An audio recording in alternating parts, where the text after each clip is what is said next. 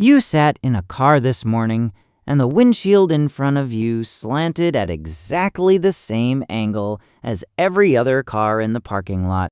Sedan, SUV, pickup, sports car. The rake varied by maybe 2 or 3 degrees. Look at any modern parking lot.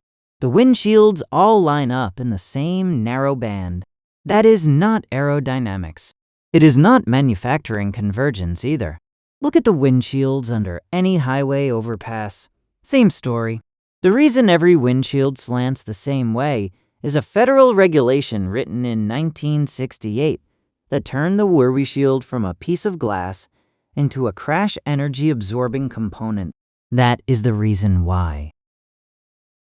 Stand in any parking lot and look at the cars in side profile. The windshields all rake backwards from the cowl, the bottom edge, toward the roofline. The angle from a vertical reference line is between 60 and 65 degrees on every passenger car built since the early 1970s. Variation across manufacturers is 2 to 3 degrees. A sports car might be a little steeper. A pickup truck might be a little less. But the convergence is real, and it isn't a coincidence. Aerodynamics doesn't explain it. A modern car cruises at 65 miles per hour, and the air resistance from the windshield is small compared to the bumper, wheels, and underbody. So if not aerodynamics, what? FMVSS 205, Federal Motor Vehicle Safety Standard number 205, issued by the National Highway Traffic Safety Administration in 1968, fully phased in by 1972. The standard does one thing. It takes the windshield, formerly classified as a window, and reclassifies it as a crashworthy energy-absorbing component. The number that defines the angle isn't aesthetic. It's a precise calculation.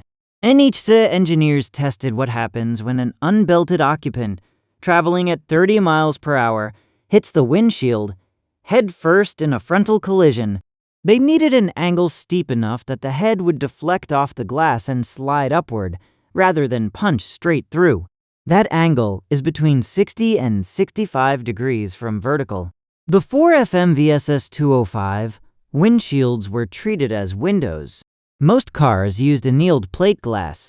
In a crash, the glass either held and the occupant's head broke against it, or it shattered, sending sharp shards into the cobbles.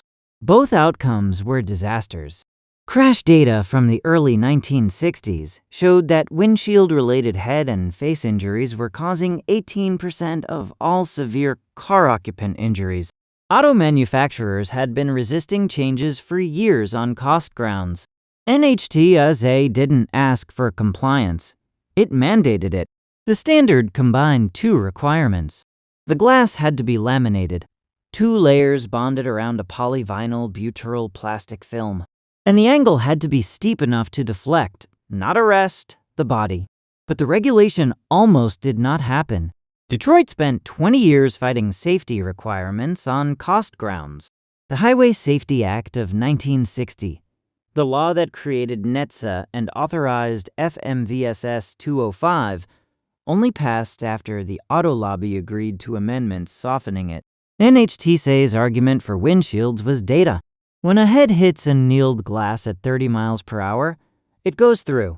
When it hits laminated glass, the plastic film absorbs the energy and the shards stay bonded. The shape in the glass in front of you did not come from car designers.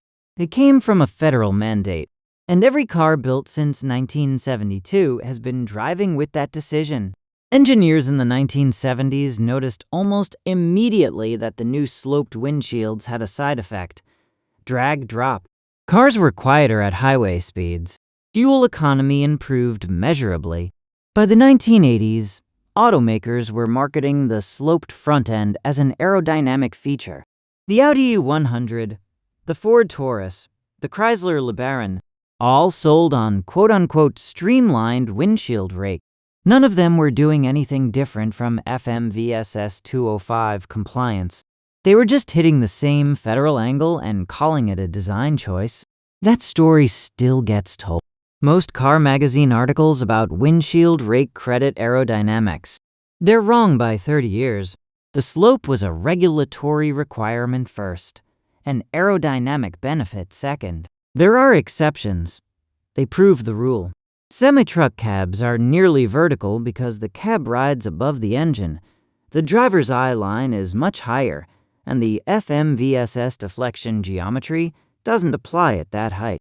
Vintage cars built before 1972, original Mustangs, 68 Chevels, the original Volkswagen Beetle with its near-vertical front pane, are grandfathered. Some military and off-road vehicles are exempt because they aren't sold for highway use. Look at the rare exceptions, and the rule is clearer. The angle isn't engineering convergence around an aerodynamic optimum.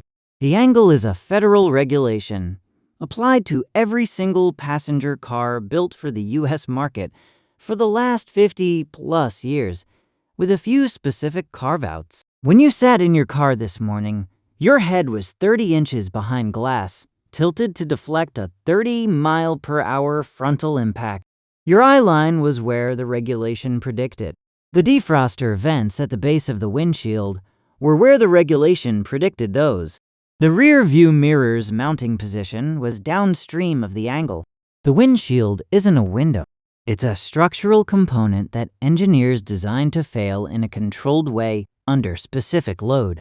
Every single modern car you have ever driven has been sitting at the same federal angle. Next time you're stuck in traffic, count how many windshields lean at the same angle as yours. Almost all of them. That's not a coincidence. That's a regulation. Tomorrow morning, you'll sit down in your car and start the engine, and you won't think for 1 second about the windshield in front of you. The angle of that piece of glass is somewhere between 60 and 65 degrees from vertical, and your head sits about 30 inches behind it. If you're in a frontal crash at 30 miles per hour, the angle is steep enough that your head will deflect off the glass instead of going through it.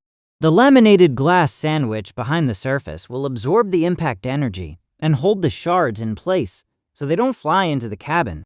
None of that is an accident. None of it is aerodynamics. None of it is a designer's aesthetic preference for a particular kind of curve. All of it is FMVSS 205, written down by engineers in 1968, phased into every American passenger car by 1972.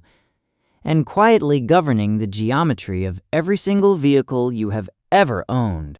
The semi-trucks with their nearly vertical fronts are exempt because the geometry doesn't reach them. Your sedan isn't. You sat in a car this morning. The windshield slanted at the federal angle. You didn't notice. Now you will. And every parking lot you walk through will look slightly different to you from now on. That's one of them. Every car on the road has a story like this. A regulation, a calculation, a decision in a federal office. Subscribe so the next one finds you.